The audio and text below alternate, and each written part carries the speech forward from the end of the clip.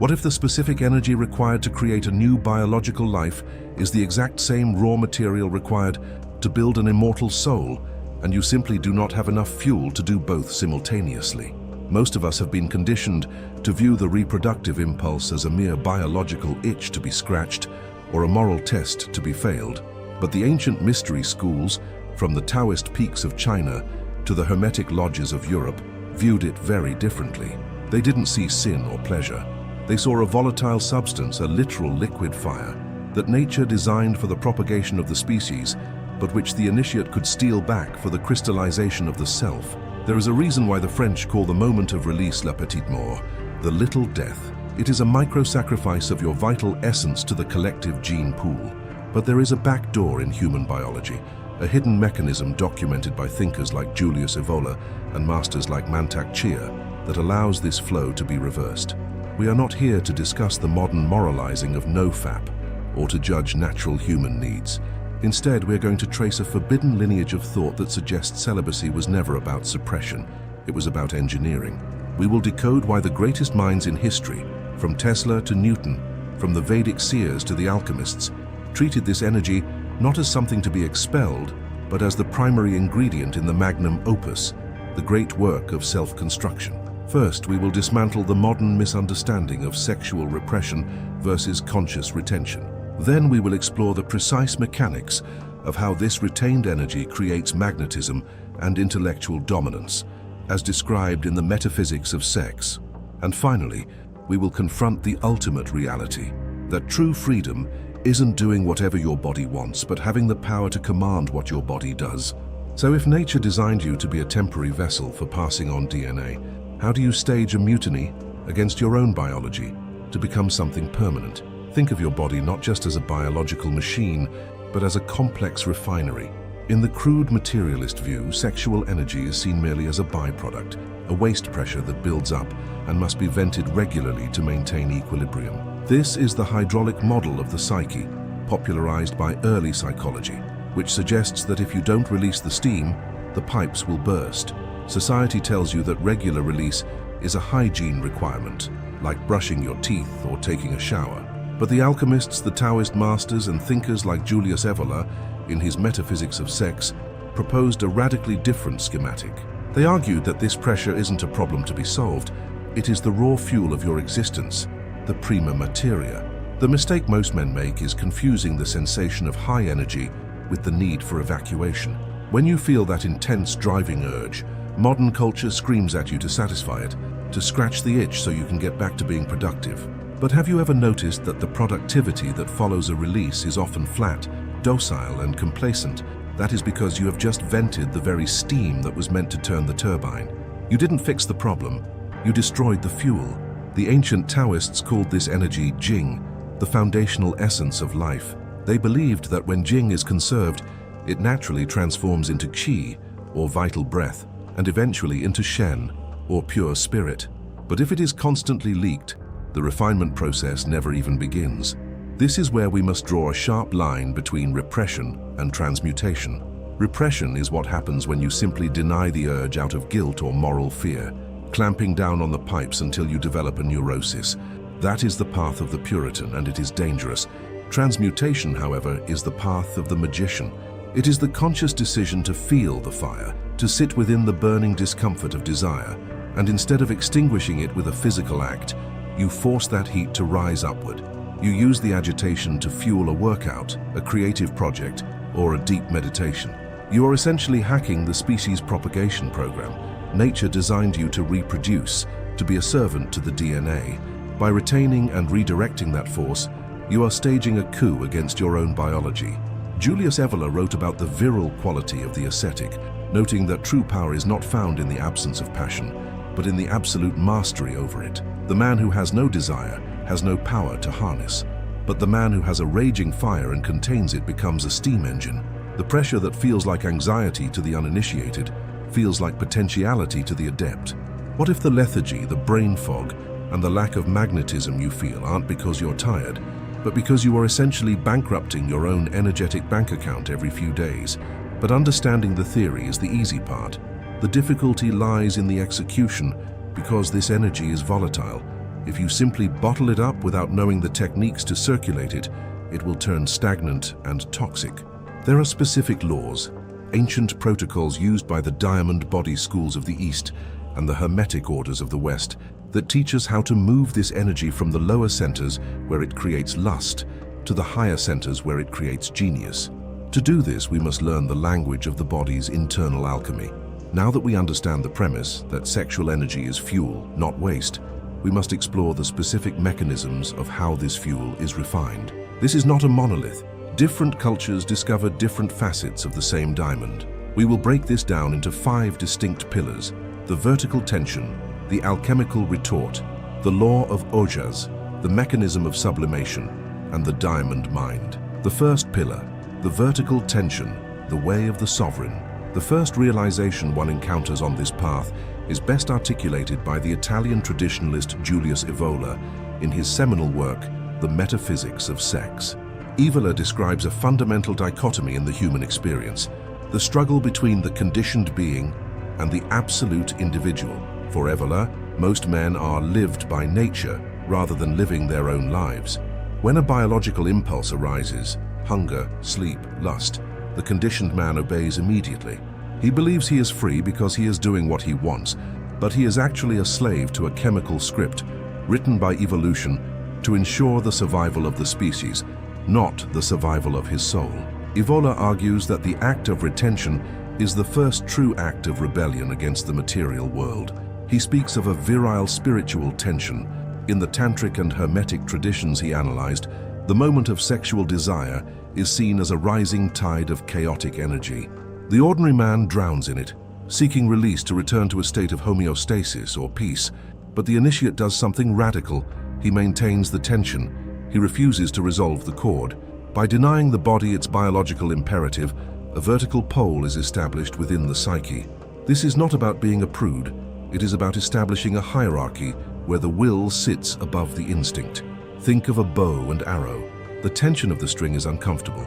The bow wants to snap back to its resting state, but it is precisely that tension that gives the arrow its flight. If you release the tension too early, the arrow falls at your feet. Evola suggests that by holding this tension, you cultivate a magical coldness, a state of being where you are the master of your own house. You begin to observe the urge rather than identifying with it. You say, "I feel the fire," not "I must burn." This practice creates a profound psychological shift. You stop being a reactive creature. In a world of instant gratification, where every itch is scratched immediately by algorithms and fast food, the man who can feel a primal drive and say no becomes a king in a land of beggars. This is the foundation of what the ancients called sovereignty. It is the realization that if you cannot command your own biology, you cannot possibly command your destiny. So how do you apply this vertical tension? The practice is the pause of power. When the urge strikes, instead of fighting it or indulging it, you freeze. You acknowledge the sensation as raw energy, a neutral vibration in the body. You visualize this energy not as a demand for exit, but as a resource for ascent. You stand in the center of the storm, unaffected. As Evola would say, you become the pole around which the chaos revolves, but which itself does not move. The second pillar, the alchemical retort, the Taoist engine. While Evola provides the philosophy of the will, the Taoist masters provide the engineering of the body. Here we turn to the insights popularized by Mantak Chia and the ancient internal alchemy, Naidan traditions. They viewed the body as a laboratory. In their system, sexual energy is Jing, the most dense, potent form of biological essence. It is stored in the kidneys and the lower abdomen. It is heavy, thick, and powerful. But Jing is just the raw material, like crude oil.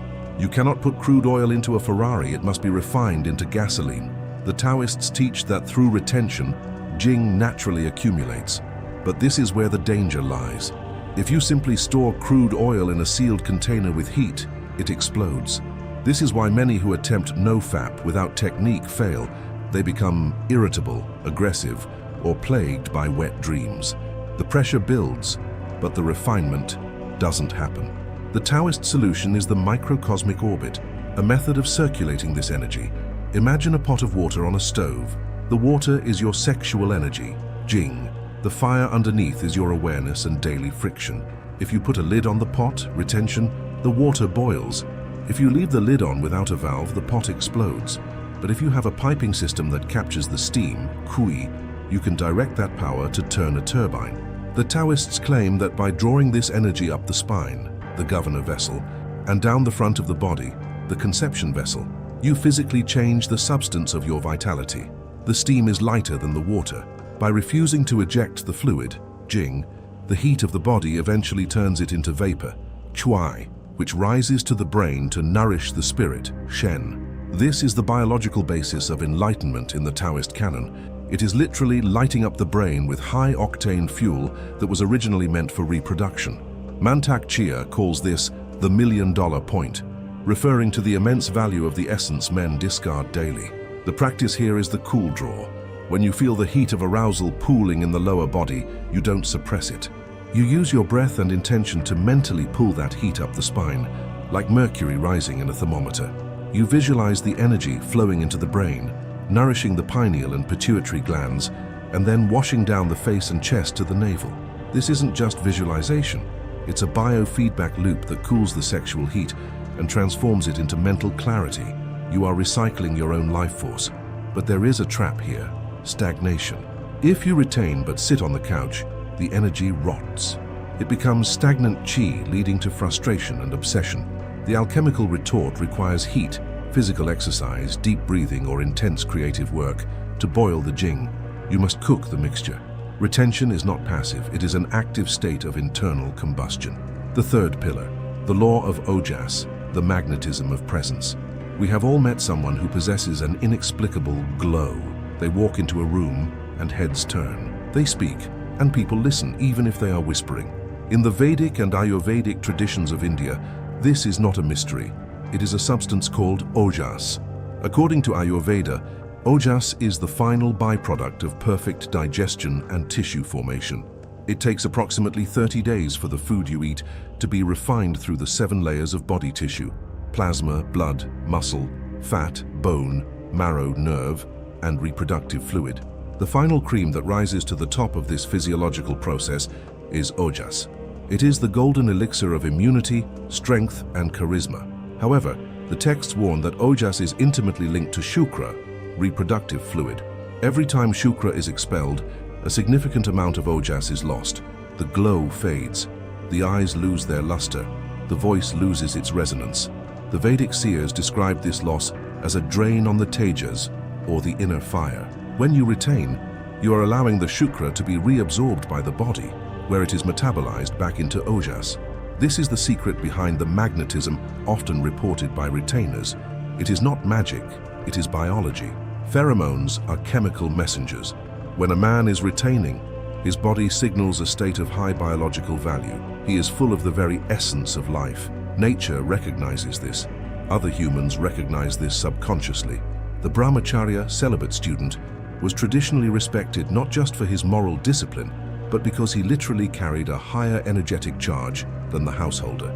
This magnetism extends beyond physical attraction. It becomes command presence. In the metaphysics of sex, Evola notes that the ascetic acquires a power of influence over others because he is not leaking his will. His container is full. When you interact with someone who is constantly depleting themselves, you feel a subconscious vacuum, a neediness. They want something from you, but the retainer is self-contained. He needs nothing. This creates a gravitational pull. The practice for this pillar is the gaze of the lion. Start noticing the quality of your own presence. When you speak, do you speak from the throat, nervous, high, or from the gut, resonant, grounded? As ojas builds, usually after 2 to 3 weeks of retention, you will notice your voice deepening and your eye contact becoming steady. Use this. Don't shy away from attention. Hold the gaze of the world, understanding that this attraction isn't vanity. It's the universe responding to a higher density of life force within you. The fourth pillar, the mechanism of sublimation, the genius fuel. History is littered with giants who were notoriously celibate or practiced long periods of retention during their magnum opus. Sir Isaac Newton, Nikola Tesla, Beethoven, Steve Jobs. The boxer Muhammad Ali would famously stop having sex weeks before a fight. Was this a coincidence, or did they know the secret of sublimation? Napoleon Hill, in his classic Think and Grow Rich, dedicated an entire chapter to the mystery of sex transmutation. He studied the most successful men of his era and found a common thread. They possessed highly active sexual natures, but they had learned to switch the current from the physical channel to the creative channel. Hill argued that sexual energy is simply creative energy. It is the desire to create. On the physical plane, it creates children. On the mental plane, it creates empires, symphonies, and theories of relativity. Sigmund Freud called this sublimation, the defense mechanism where socially unacceptable impulses are transformed into socially acceptable actions or creations. But the mystics go further. They argue it's not a defense mechanism, it's a hydraulic lift. When the energy is blocked from flowing down and out, it has no choice but to flow up and in. Consider the case of Tesla. He claimed that his celibacy was necessary for his mind to maintain its lucid sensitivity. He wasn't suppressing his drive, he was feeding it entirely into his inventions. He was making love to the universe, not a person. The intense focus required to visualize complex machinery in his mind's eye was fueled by the same libido that drives other men to distraction. This brings us to a difficult truth. Mediocrity is often the result of leaking your ambition. If you are constantly satisfied sexually, the biological drive to conquer, to build, to impress, and to innovate is dampened. Why build a castle if you already have the prize? Nature is efficient. It gives you the drive to get the mate. If you trick nature into thinking you've won every day through artificial stimulation, it turns off the drive.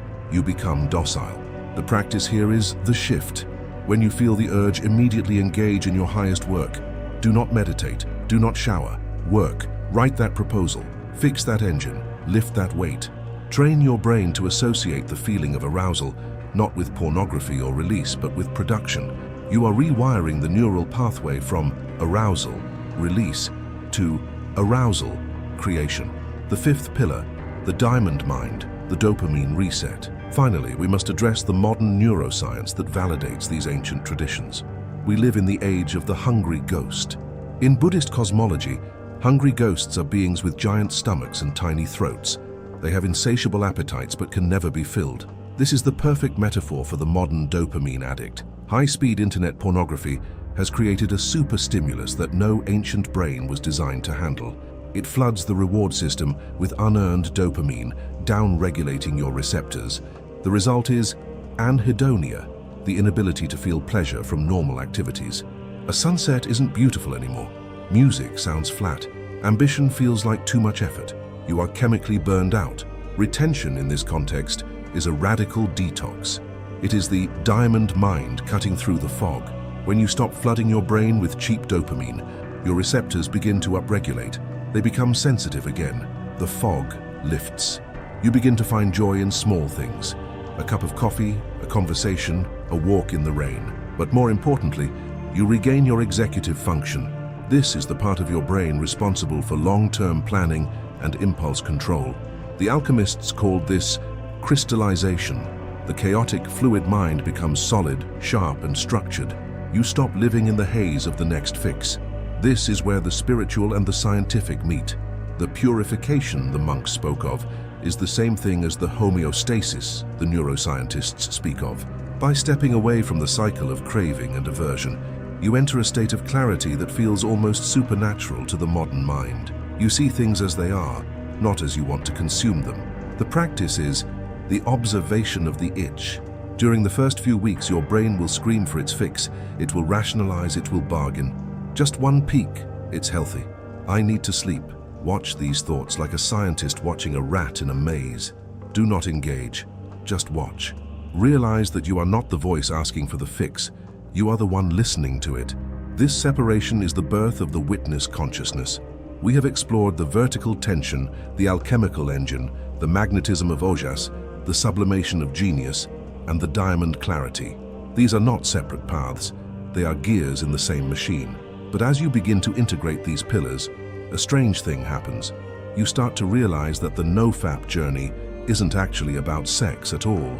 It was never about the act itself. It was about the location of your power. This leads us to the most dangerous and profound realization of all, a philosophical twist that changes the definition of who and what you really are. The reversal of entropy.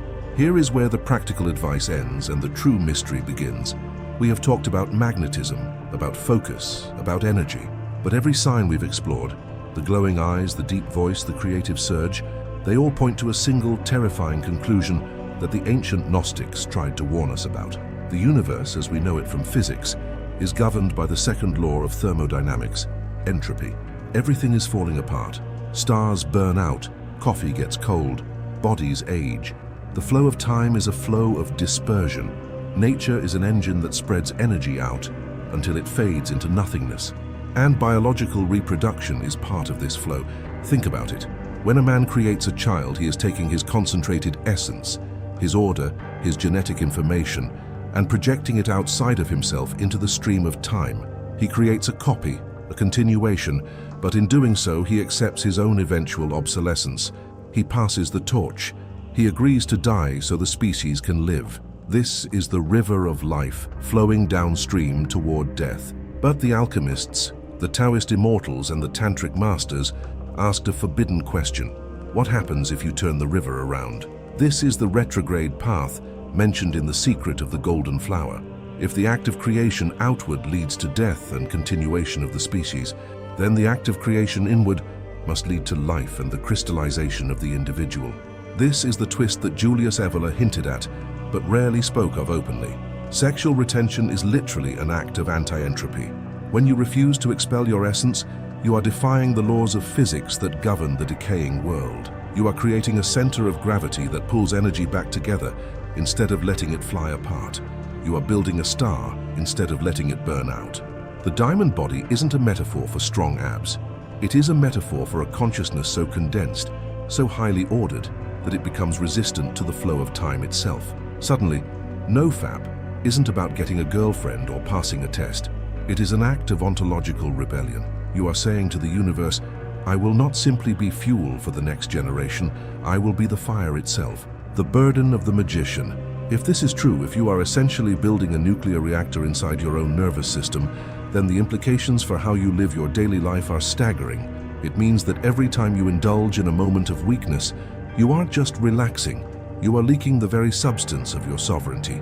But it also means something far more dangerous. Power without direction is destruction. We must address the shadow side. If you build this charge, this ojas, this jing, and you do not have a clear purpose, a dharma, or true will to direct it toward, it will destroy you. The ancient texts are clear on this. Uncirculated energy turns into anxiety, aggression, arrogance, and neurosis. We see this in the incel phenomenon. Men with pent-up energy, but no alchemical vessel to transmute it. They become bitter, not sovereign. This is the responsibility of the awakening. You are handling plutonium. You cannot just save it up like coins in a jar. You must burn it in the engine of your life's work. This recontextualizes your entire existence. That business you want to start, that body you want to build, that masterpiece you want to paint. Those aren't just hobbies anymore. They are the cooling towers for your reactor you must create, or the energy will eat you alive. This explains the intense gaze of the geniuses and the saints. They weren't just smart. They were operating under high pressure. They had to create to survive their own power. So the question shifts from, how long is your streak, to, what are you building with the fire? If the answer is nothing, then you are better off releasing it. But if the answer is a legacy, a soul, or freedom, then you have found the fuel you were looking for, the observer and the urges. The mystics said that the ultimate reality cannot be spoken, only experienced. Perhaps that's because we're not trying to discover something new. We're trying to remember what we've always been before we got distracted by the impulse to consume. The Emerald Tablet of Hermes Trismegistus says, separate the earth from the fire, the subtle from the gross, acting prudently and with great judgment. This is the final secret. The fire is your urge. The earth is your body. The separation is the act of witnessing. Try this experiment tonight. When the urge comes, and it will come like a thief in the night, do not fight it. Do not judge it. Just watch it. Ask yourself the most terrifying question a human being can ask. If I am the one watching this urge, then I cannot be the urge. Who is the watcher? Who is the one behind your eyes right now listening to these words? The urge is biology. The urge is the program. But the watcher is the glitch in the matrix. The watcher is the spark of the divine that the alchemists were trying to liberate. Maybe the entire point of the struggle, the entire point of the NO FAP journey, isn't to conquer sex. Maybe sex was given to us as the ultimate sparring partner, the only force strong enough to wake us up to the fact that we are not our bodies. We are the masters of the house who have fallen asleep in the servants' quarters. It's time to wake up and take back the keys. If you are ready to explore the deeper mechanics of this reality, consider subscribing. We don't offer answers here, only better questions. And this journey into the self? It's just beginning. The hunt continues.